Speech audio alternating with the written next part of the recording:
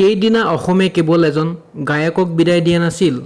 অসমে নিজৰ আৱেগ, নিজৰ অনুভৱ, নিজৰ কণ্ঠ, অসমৰ এটা অংশ হেৰুৱাইছিল।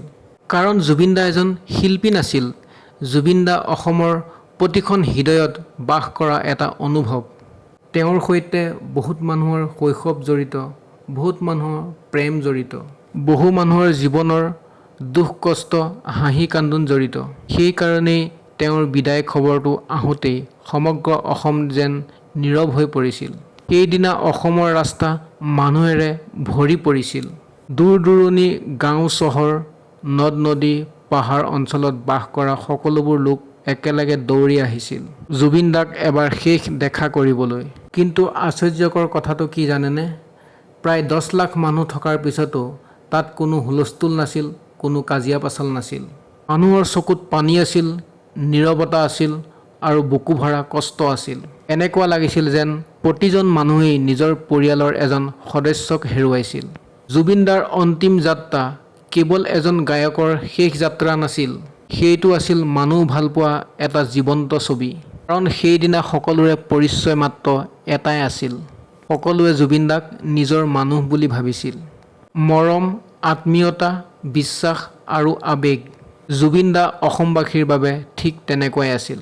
জুবিন দাৰ শেষ যাত্ৰাত ইমানখিনি মানুহ একেলগে দেখি সমগ্ৰ পৃথিৱীয়ে এই দৃশ্য চাই বহুত আচৰিত হৈছিল। এজন গায়কৰ বাবে ইমান মানুহ কেনেকৈ ওলাই আহিব পাৰে? কাৰণ অসমৰ বাহিৰৰ বহু মানুহে জুবিন দাক কেইটামান জনপ্ৰিয় গানৰ পৰাই চিনি পাইছিল। কিন্তু অসমবাসীৰ বাবে তেওঁ তাৰ বহুৰ ওপৰত আছিল। শেষ বিদায়ৰ সময়ত বহু শিশু উপস্থিত আছিল। কাৰোবাৰ হাতত আছিল ফুল, কাৰোবাৰ হাতত লিখা আছিল মিছ ইউ জুবিন দা। হয়তো সেই শিশুবোৰে মৃত্যুৰ গভীৰতা সম্পূৰ্ণ বুজি পোৱা নাছিল, কিন্তু তেওঁলোকে অনুভৱ কৰিব পাৰিছিল যে বহু আপোন মানুহ এজন আঁতৰি গৈছে। এতিয়া শেষ চিতা জ্বলিছিল, অসমৰ আকাশ যেন আৰু অধিক নীৰৱ হৈ পৰিছিল। সেই মুহূৰ্তত বহু মানুহে অনুভৱ কৰিছিল যে এটা যুগৰ অন্ত পৰিল। জুবিন দাৰ চিতাৰ জুইত ধোঁৱা আকাশত উৰি গৈছিল, কিন্তু সেই ধোঁৱাত হাজাৰ হাজাৰ স্মৃতি উৰি গৈছিল, অসংখ্য অনুভৱ আৰু বহু মানুহৰ হৃদয়ৰ অংশ। চাৰিওফালে মাথো কান্দোনৰ শব্দ, কোনোবাই নীৰৱে চকু পানী তুলিছে, কোনোবাই জোৰে জোৰে জুবিন দাৰ মায়াবিনী গীত জুৰিছে। বহুতৰে বুকুত অব্যক্ত কষ্ট, বহুতে মূৰ তললৈ নমাই থিয় দিছিল, কাৰণ তেওঁলোকে বিশ্বাসেই কৰিব পৰা নাছিল। যাৰ গানত ইমান দিনে কান্দিছিল, যাৰ গানত ইমান দিনে হাঁহিছিল, যাৰ গানত নিজৰ জীৱনৰ স্মৃতি বিচাৰি পাইছিল, আজিৰ পৰা সেই কণ্ঠ আৰু নতুনকৈ কেতিয়াও শুনিবলৈ পোৱা নাযায়। সেই অগ্নিৰ শিখাত যেন এটা শৰীৰ জ্বলা নাছিল, জ্বলি উঠিছিল লাখ লাখ মানুহৰ আৱেগ। প্ৰতিটো শিখাতেই যেন এটা স্মৃতি সোমাই আছিল, প্ৰতিটো ধোঁৱাই যেন কৈ আছিল, এজন নিজৰ মানুহ আঁতৰি গ'ল। অসমৰ সংগীতৰ আকাশত যেন হঠাৎ এক গভীৰ শূন্যতা নামি আহিছিল। সেই মুহূৰ্তত যেন সময় নিজেই থমকি ৰৈছিল।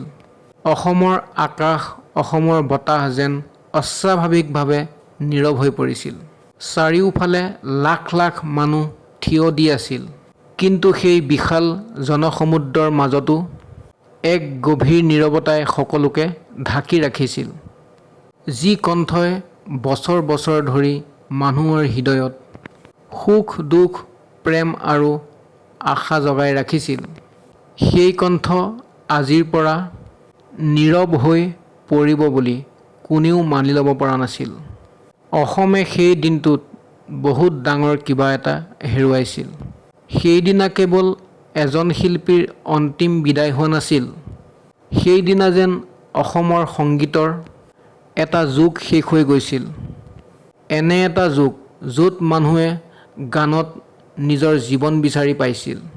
এনে এটা যুগ য'ত কেৱল তেওঁৰ গীতৰ সুৰেৰে হিন্দু, মুছলিম, জৈন, খ্ৰীষ্টান সকলোকে একেলগে এক একতাৰ এনাজৰীৰে বান্ধি ৰাখিব পাৰিছিল।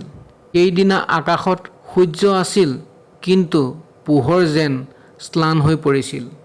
বতাহো যেন ধীৰে ধীৰে বৈ আহিছিল, গছৰ পাতবোৰ যেন নীৰৱে ৰখি আছিল। চাৰিওফালে এনে এটা বিষাদ আছিল যিটো শব্দৰে প্ৰকাশ কৰাটো কঠিন আছিল। সেইদিনা প্ৰকৃতিৰ এনে ৰূপ দেখি এনে লাগিছিল যেন জুবিনদাৰ বিয়োগত প্ৰকৃতিয়েও সহজে মানি ল'ব পৰা নাছিল। সেইদিনা কেৱল এজন শিল্পী গুচি যোৱা নাছিল, এটা অনুভৱ, এটা যুগ, এটা আৱেগ যেন সময়ৰ বুকুৰ পৰা আঁতৰি গৈছিল চিৰদিনলৈ। আৰু সেইকাৰণে আজিও মানুহে কয় যে জুবিনদাৰ বিদায় স্বাভাৱিক নাছিল। জুবিনদা, তুমি য'তেই থাকা, তোমাৰ আত্মাক ভগৱানে শান্তি দিয়ক। জয় জুবিনদা। ভিডিঅ'টো চাই ভাল লাগিলে লাইক কৰিব, শ্বেয়াৰ কৰিব। ধন্যবাদ।